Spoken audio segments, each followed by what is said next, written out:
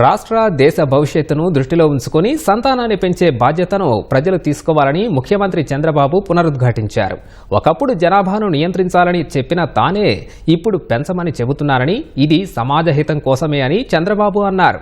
ప్రకాశం జిల్లా మార్కాపురంలో మహిళలతో ముఖాముఖి కార్యక్రమంలో వ్యాఖ్యాత అడిగిన ప్రశ్నకు సీఎం సమాధానమిచ్చారు. మహిళా ఉద్యోగులు ఎంతమంది పిల్లల్ని కన్నా అన్నిసార్లు ప్రసూతి సెలవులు ఇస్తామని, అదనంగా ప్రయోజనాలు చేకూరుస్తామని చెప్పారు. తల్లికి వందనం పథకాన్ని కూడా ఎంతమంది పిల్లలు ఉంటే అంతమందికి అందజేస్తామని మరోసారి స్పష్టం చేశారు. ఈ మధ్య మీరు ఎక్కువ మంది పిల్లల్ని కనాలి అన్న ఒక స్టేట్మెంట్ సెన్సేషన్ అయింది. ఎందుకు ఎక్కువ మంది పిల్లల్ని కనాలి? మనం చూస్తే నా ఫ్రెండ్స్ కానీ గవర్నమెంట్ ఎంప్లాయీస్ కానీ వాళ్ళకేమో 2 పిల్లలకి మెటర్నిటీ లీవ్స్ ఉంటాయి. 3వ పిల్లల్ని ఆలోచించాలంటేనే పరిస్థితుల గురించి టెన్షన్గా ఉంది. సో ఇలాంటి సమయంలో ఈ 2025లో మీరు ఇచ్చే మెసేజ్ ఏంటి? ఎక్కువ పిల్లల్ని ఎందుకు కనాలంటారు? మన ఇద్దరికి ఆదాయం బాగా వస్తూ ఉంది, మన ఇద్దరం కలిసి ఎంజాయ్ చేద్దాం, మనకు పిల్లలు వద్దు, వాళ్ళు వస్తే భారం అని చెప్పి ఆలోచించి అసలు పిల్లలు కనడమే మానేస్తున్నారు. దీనివల్ల వాళ్ళు సంపాదించిన సంపద అనుభవించడానికి కూడా వారసులు లేని పరిస్థితికి వస్తున్నారు కొంతమంది కొన్ని దేశాల్లో. మన దేశంలో మీరు చూస్తే ఇప్పుడైతే జనాభా బాగానే ఉన్నారు, ఇంకా ఒక 20 ఏళ్ళు ఉంటారు, అక్కడి నుంచి జనాభా తగ్గుతుంది. నార్త్ ఇండియా, యూపీ, బీహార్లో జనాభా బాగుంది, వాళ్ళు 3 కంటే ఎక్కువ అంటున్నారు. మన వాళ్ళు ఒకరినిగానే సరిపెడుతున్నారు, కొంతమంది పిల్లలు వద్దనుకుంటున్నారు.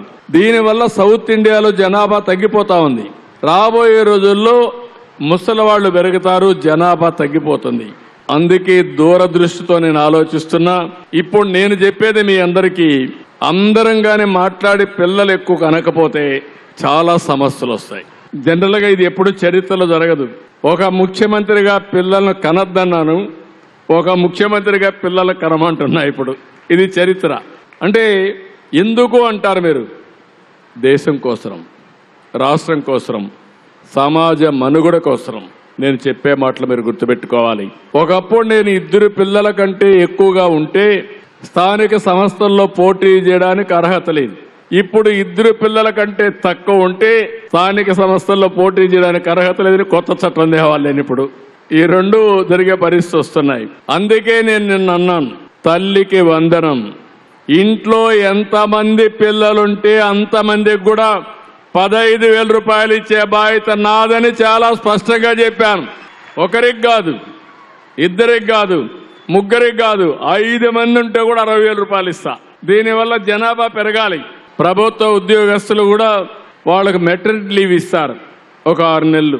దానివల్ల 2 బిడ్డలకే ఇస్తున్నారు, 3వ బిడ్డ పుడితే ఇవ్వరని. వాళ్ళు 5-6 మంది పుట్టినా మెటర్నిటీ లీవ్ ఇస్తా, 6 నెలలు లీవ్ ఇస్తా, ఇంకా అదనంగా బెనిఫిట్స్ ఇస్తాం వాళ్ళకు కూడా. ఇది కూడా నేను అనౌన్స్ చేస్తున్నా. భవిష్యత్తులో మనందరం ఫ్యూచర్ను ఆలోచిద్దాం, వ్యాపారాలు చేద్దాం, డబ్బులు సంపాదిద్దాం, గౌరవంగా ఉందాం. అదే సమయంలో జనాభాను కూడా మేనేజ్ చేసే పరిస్థితి రావాలి. నేను అందుకే ఒక మాట చెప్పి పాపులేషన్ మేనేజ్మెంట్ అన్నాను. ప్రపంచంలో భారతదేశం ఒక శక్తివంతమైన దేశం. 2047కి ప్రపంచంలో అగ్రదేశంగా మన దేశం తయారవుతుంది. అయితే ప్రతి సంవత్సరం కూడా మీ తలసరి ఆదాయం పెరుగుతుంది. పెంచే మార్గం నేను ఆలోచిస్తున్నా.